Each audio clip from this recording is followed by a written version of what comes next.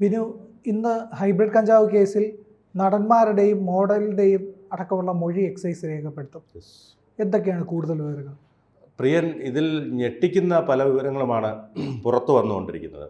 അതായത് കേരളത്തിലെത്തുന്ന ഹൈബ്രിഡ് കഞ്ചാവിൻ്റെ ഉപഭോക്താക്കളിൽ ഭൂരിഭാഗവും സിനിമാക്കാർ. അതായത് ഇത്രയും കഞ്ചാവൊന്നും എടുത്ത് ഷൈൻ ടോം ചാക്കോയ്ക്കും ശ്രീനാഥ് ഭാസിക്കും മാത്രം വലിക്കാൻ പറ്റത്തില്ലല്ലോ.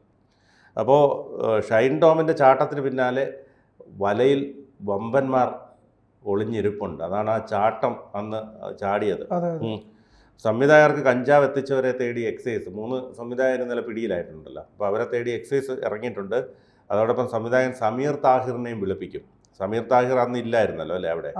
ഫ്ലാറ്റ് അദ്ദേഹത്തിൻ്റെ ആയിരുന്നു, പക്ഷേ അദ്ദേഹം അവിടെ ഇല്ലായിരുന്നു. ഏതായാലും കേരളത്തിൻ്റെ ലഹരി മാഫിയ മുഴുവൻ സിനിമാക്കാരിലേക്ക് വ്യാപിക്കുമ്പോൾ ഞെട്ടിത്തെറിച്ചിരിക്കുകയാണ് വമ്പന്മാരൊക്കെ. അതായത് സിനിമയിലെ വമ്പന്മാരിലേക്കാണ് അന്വേഷണം നീളുന്നത്. സിനിമാ രംഗത്തേക്ക് ലഹരി എത്തിക്കുന്ന ശൃംഖലയെ തകർക്കുക എന്നതാണ് എക്സൈസിൻ്റെ ലക്ഷ്യം. പക്ഷേ അത് അത്ര എളുപ്പമല്ല. കാരണം എക്സൈസിനെ സംബന്ധിച്ചിടത്തോളം ഇതിൽ ഒരുപാട് പേർ വിളിക്കും. അതായത് ഇവർക്ക് പൈസയുണ്ട്, സ്വാധീനമുണ്ട്. അതുകൊണ്ട് തന്നെ സ്വാഭാവികമായും എക്സൈസ് മന്ത്രിക്കടക്കം കോളുകൾ ചെല്ലും, തങ്ങളെ രക്ഷപ്പെടുത്തണം എന്ന് പറഞ്ഞുകൊണ്ട്. അത് ചിലപ്പോൾ മന്ത്രിക്ക് പോലും അതിൽ നിന്നും ഊരാൻ പറ്റാത്ത സാഹചര്യം വരും. അപ്പം ഈ സിനിമാക്കാർക്കിടയിൽ ഇപ്പോൾ MDMA-യേക്കാൾ ഇഷ്ടം ഹൈബ്രിഡ് കഞ്ചാവിനോടാണെന്നാണ് പുറത്തു വരുന്ന റിപ്പോർട്ടുകൾ. ഈ ഹൈബ്രിഡ് കഞ്ചാവിൻ്റെ പ്രത്യേകത എന്താ പ്രിയ?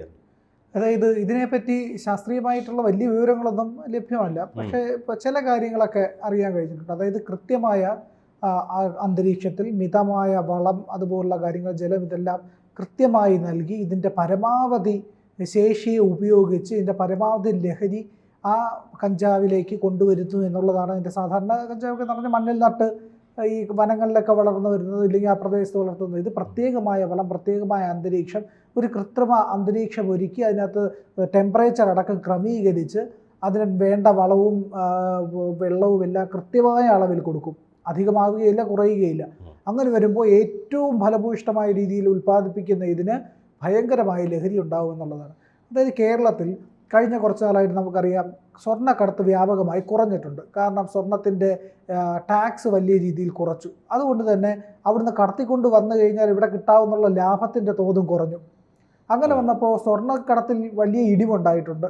ഇന്ത്യയിൽ പ്രത്യേകിച്ച് നമ്മുടെ നാട്ടിൽ കേരളത്തിൽ വലിയ രീതിയിൽ കരിപ്പൂർ അറിയാമല്ലോ, ഇഷ്ടംപോലെ സ്വർണം കടത്തുന്ന ആൾക്കാരുണ്ട്. അവിടെ സ്വർണം എത്താറുമുണ്ട്. മലബാർ കേന്ദ്രീകരിച്ച് ഇത്തരത്തിൽ മാഫിയകൾ, വളാഞ്ചേരി മാഫിയകളൊക്കെ പ്രവർത്തിക്കുന്നതാണ്. നമുക്ക് കൃത്യമായിട്ട് അതിൻ്റെ വിവരങ്ങൾ പോലീസിൻ്റെ കയ്യിലുണ്ട്. എന്നാൽ ഇപ്പോൾ കരിപ്പൂര് വഴി അധികം സ്വർണ്ണക്കടത്തില്ല. സ്വർണം മറ്റേന്ന് പറഞ്ഞാൽ ശരീരത്തിനുള്ളിൽ ഒളിപ്പിച്ചും ഇങ്ങനെ പല രീതിയിൽ വല്ല വൈകൃതമായിട്ടുള്ള രീതിയിൽ വരെ കുഞ്ഞിൻ്റെ കൈക്കുഞ്ഞിനെ വെച്ച് അതിൻ്റെ മൃതദേഹത്തിനകത്ത് വരെ കടത്തിയ സംഭവങ്ങൾ ഉണ്ടായിട്ടുണ്ട്.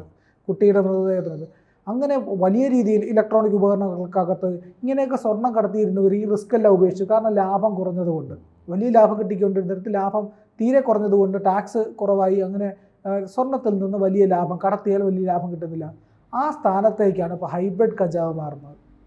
വിദേശത്ത് ഈ കൃത്രിമ അന്തരീക്ഷത്തിൽ പ്രത്യേക ലാബുകൾ സജ്ജീകരിച്ച് നിർമ്മിക്കുന്ന കഞ്ചാവ് വിമാനമാർഗവും കപ്പൽ മാർഗവും എല്ലാം കേരളത്തിലെത്തിക്കുകയാണ്. കാരണം മറ്റ് സംസ്ഥാനങ്ങളിൽ ഇതിൻ്റെ ഉപയോഗം ഇപ്പോൾ നമുക്കറിയാം. ബാംഗ്ലൂരൊക്കെ നമ്മൾ കേട്ടിട്ടുണ്ട് ഇങ്ങനെ ലഹരി വസ്തുക്കൾ എത്തുന്നതും അത് ഉപയോഗിക്കുന്നതും വ്യത്യസ്തമായ ലഹരിയുടെ ഉപയോഗവും ഒക്കെ. പക്ഷേ അതിൻ്റെ ഒരു പരിധി കടന്ന് കേരളത്തിൽ സുലഭമാകുന്ന അവസ്ഥയാണ്. അതായത് ഡയറക്റ്റ് മാർക്കറ്റായി കേരളം വളർന്നുകൊണ്ടിരിക്കുകയാണെന്നുള്ളതാണ്. അപകടകരമായ വസ്തുത എന്തെന്ന് വെച്ച് കഴിഞ്ഞാൽ സിനിമാ മേഖലയിലാണ് ഏറ്റവും കൂടുതൽ കേന്ദ്രീകരിക്കുന്നത്. സിനിമാ മേഖലയിൽ ഇങ്ങനെ കേന്ദ്രീകരിക്കുന്നത് വലിയ അപകടത്തിന് വഴിവെക്കുക. കാരണം ഇത് ഉപയോഗിക്കുന്നവർക്ക് സ്വാഭാവികമായിട്ടും ഇതിനെ തള്ളിപ്പറയാനുള്ള ഒരു ശേഷി കുറയും. അവർ ഇതിനെ ചെറിയ തോതിലെങ്കിലും പ്രോത്സാഹിപ്പിക്കും, ഇല്ലെങ്കിൽ ഇതിനെ നിരുത്സാഹപ്പെടുത്താതിരിക്കും. അങ്ങനെ വരുന്നതോടുകൂടി അവരുടെ കലാസൃഷ്ടികളിൽ ഇത് പ്രതിഫലിക്കാൻ തുടങ്ങും. ആ കലാസൃഷ്ടികളിൽ ഇത് പ്രതിഫലിക്കുകയാണെങ്കിൽ ഏറ്റവും കൂടുതൽ സിനിമ കാണുന്ന യുവതലമുറയെ ഇത് സ്വാധീനിക്കും. നമ്മൾ മനസ്സിലാക്കേണ്ട കാര്യം പറഞ്ഞാൽ ആത്യന്തികമായി പൊതുസമൂഹത്തിലേക്ക് ലഹരി വ്യാപിക്കും എന്നൊരു സാഹചര്യം ഉണ്ടാവും. സ്കൂൾ കുട്ടികൾക്കിടയിൽ, കൗമാരക്കാരുടെ ഇടയിൽ, യുവാക്കളുടെ ഇടയിൽ ഇത്തരത്തിൽ ലഹരി വ്യാപിച്ചാൽ സമൂഹത്തിൽ അരക്ഷിതാവസ്ഥയും ആക്രമണോത്സുകതയൊക്കെ കൂടും. അങ്ങനെ വന്നു കഴിയുമ്പോഴത്തേക്കും ഒരു അരാജകമായിട്ടുള്ള ഒരു അവസ്ഥയിൽ സമൂഹം ചെന്നെത്തുകയും അക്രമകാരികളുടെയും പണത്തിന് വേണ്ടി എന്തും ചെയ്യുന്ന ആൾക്കാരുടെയും അധ്വാനിക്കാത്തവരുടെയും യാതൊരു മൂല്യബോധമില്ലാത്തതുമായിട്ടുള്ളൊരു സമൂഹം സൃഷ്ടിക്കപ്പെടും. അതുകൊണ്ട് തന്നെ സിനിമാക്കാർ ഇതിനകത്ത് വലിയ ഗൗരവമായ ചിന്ത നടത്തണം. കാരണം അവരെന്താണ് ചെയ്യുന്നതെന്നും അവരെന്താണ് പ്രവർത്തിക്കുന്നതെന്നും ഉള്ളതായിരിക്കും അവരുടെ സിനിമയിൽ. What you think that you become, നിങ്ങൾ എന്ത് ചിന്തിക്കുന്നോ നിങ്ങളായി തീരുമെന്നാണ് പറയുന്നത്.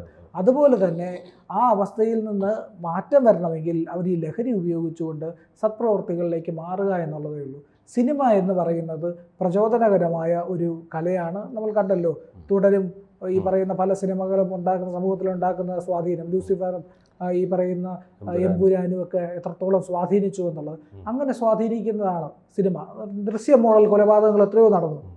അപ്പോൾ ഒരു നല്ല കാര്യം എന്തുകൊണ്ട് സിനിമ വഴി പ്രോത്സാഹിപ്പിച്ചുകൂടാ? ലഹരി വിരുദ്ധതയെങ്കിലും വേണ്ട, ഇവർക്ക് അക്രമവും ആക്ഷനും ഒക്കെ സിനിമയുടെ പ്രധാന ഘടകമാണ്. പക്ഷെ ലഹരി സിനിമയുടെ പ്രധാന ഘടകമാണെന്ന് പറയരുത്. അത് സിനിമ ലഹരി വിരുദ്ധത പ്രോത്സാഹിപ്പിക്കണം എന്നുള്ളതാണ്. സാധാരണ ഒരു സിനിമകളിൽ ഇങ്ങനെ എഴുതി കാണിക്കും പുകവലിയും മദ്യപാനവും ആരോഗ്യത്തിന്. ഒരു സിനിമയിൽ ഞാൻ ഇന്നാൾ കണ്ടതാണ്, ഒരു പ്രശസ്തമായ സിനിമയാണോന്ന് എനിക്കറിയില്ല. ആ സിനിമയിൽ ഈ വാണിങ്ങിന് മുമ്പ് നായകനും നടനും കൂടെ അടുത്തടുത്ത് നിന്ന് സിഗരറ്റ് വലിക്കാൻ തുടങ്ങുക. അപ്പോൾ ഇതിങ്ങനെ എഴുതി കാണിക്കുക. അപ്പോൾ ഒരു സിഗരറ്റ് വലി നിർത്തും, സിഗരറ്റ് വലി കത്തിക്കാൻ പോകുന്ന നിർത്തും. അപ്പോൾ ഇവർ വീട് കത്തിക്കാൻ പോകുമ്പോൾ ഇത്, അപ്പോൾ ഇവർ ആ എഴുത്തിനെ നോക്കിയിട്ട് പറയും ഈ സിനിമയിലാരും സിഗരറ്റ് വലിക്കില്ല, കള്ളും കുടിക്കില്ല. അത്തരത്തിലുള്ള കാര്യങ്ങൾ പ്രോത്സാഹിപ്പിക്കാം തീർച്ചയായിട്ടും. സിനിമ വഴി. ഈ പറയുന്ന ലഹരിക്കെതിരെ പൂർണ്ണമായും ലഹരി വിരുദ്ധമായിട്ടുള്ള ഒരു പ്രവർത്തനം നടത്താമല്ലോ. തീർച്ചയായിട്ടും. അപ്പോൾ ഈ പറഞ്ഞ പോലെ കേരളത്തിലെത്തുന്ന ഹൈബ്രിഡ് കഞ്ചാവിൻ്റെ ഉപഭോക്താക്കളിൽ നല്ലൊരു പങ്കും സിനിമാക്കാരെന്നുള്ളതാണ്. അപ്പം വിദേശത്ത് നിന്നും കള്ളക്കടത്തായി എത്തിക്കുകയാണിത്. ഏതായാലും MDMA ഉപയോഗം വ്യാപകമാണെങ്കിലും മാരകമാണെന്ന തിരിച്ചറിവിൽ ഹൈബ്രിഡ് കഞ്ചാവിലേക്ക് പലരും തിരിയുന്നുണ്ട്. പ്രിയൻ പറഞ്ഞതുപോലെ ഇത് പ്രത്യേക ഒരു കാലാവസ്ഥയിൽ എല്ലാ വളവും വെള്ളവും ഒക്കെ ഉപയോഗിച്ച് ചെയ്യുന്ന കഞ്ചാവാണ്.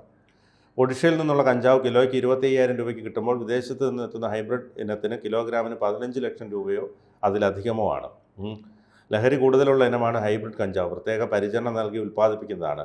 MDMA 1/2 ഗ്രാം കൈവശം വെച്ചാൽ പോലും ജാമ്യമില്ലാ കുറ്റമാണ്. എന്നാൽ 1 കിലോയിലധികം കഞ്ചാവ് കൈവശം സൂക്ഷിച്ചാൽ മാത്രമേ ജാമ്യമില്ലാ കുറ്റമാവുകയുള്ളൂ. അതുകൊണ്ടാണ് ഇന്നലെ അവർക്ക് സ്റ്റേഷൻ ജാമ്യം കിട്ടിയത്.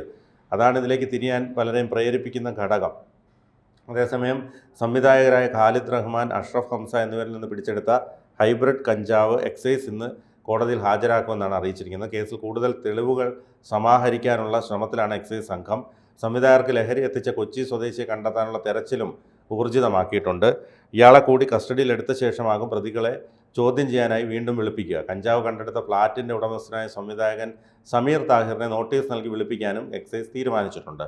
ഇന്നലെ പുലർച്ചെയാണ് സംവിധായകരെ കസ്റ്റഡിയിലെടുത്തത്. എക്സൈസ് സ്പെഷ്യൽ സ്ക്വാഡ് നടത്തിയ പരിശോധനയിലാണ് ഇവർ പിടിയിലായത്. 1.6 ഗ്രാം ഹൈബ്രിഡ് കഞ്ചാവുമായാണ് ഇവർ കൊച്ചി ഗോശ്രീ പാലത്തിന് സമീപത്ത് ഫ്ളാറ്റിൽ നിന്ന് പുലർച്ചെ 2 മണിക്ക് പിടിയിലായത്. മൂവരുടെ അറസ്റ്റ് രേഖപ്പെടുത്തിയ ശേഷം ജാമ്യത്തിൽ വിട്ടു. രഹസ്യ വിവരത്തെ തുടർന്ന് എക്സൈസ് സംഘം ഫ്ളാറ്റിൽ പരിശോധന നടത്തുകയായിരുന്നു. കഞ്ചാവ് ഉപയോഗിക്കാൻ ശ്രമിക്കുന്നതിനിടെയാണ് 3 പേരെയും പിടികൂടിയതെന്ന് എക്സൈസ് ഉദ്യോഗസ്ഥർ പറഞ്ഞു. അടുത്തിടെ ഇറങ്ങിയ ആലപ്പുഴ ജിംഖാന അടക്കം ഹിറ്റ് ചിത്രങ്ങളുടെ സംവിധായകനാണ് ഖാലിദ് റഹ്മാൻ. തമാശ, ഭീമൻ്റെ വഴി എന്നീ സിനിമയുടെ സംവിധായകനാണ് അഷ്റഫ് ഹംസ. തല്ലുമാല എന്ന ഹിറ്റ് സിനിമയുടെ സഹരചയിതാവ് കൂടിയാണ് അഷ്റഫ് ഹംസ. ഏതായാലും ഇതിൻ്റെ കൂടുതൽ അന്വേഷണം നടന്നു വരികയാണ്. അത് എന്താ നല്ല സിനിമകളുടെ സംവിധായകരാണ് എന്നുള്ളത് കൂടി. കൂടുതൽ വാർത്തകളും വിശേഷങ്ങളും നിങ്ങളിലേക്ക് എത്താൻ ABC മലയാളം സബ്സ്ക്രൈബ് ചെയ്യുക, ബെൽ ബട്ടണും അമർത്തുക.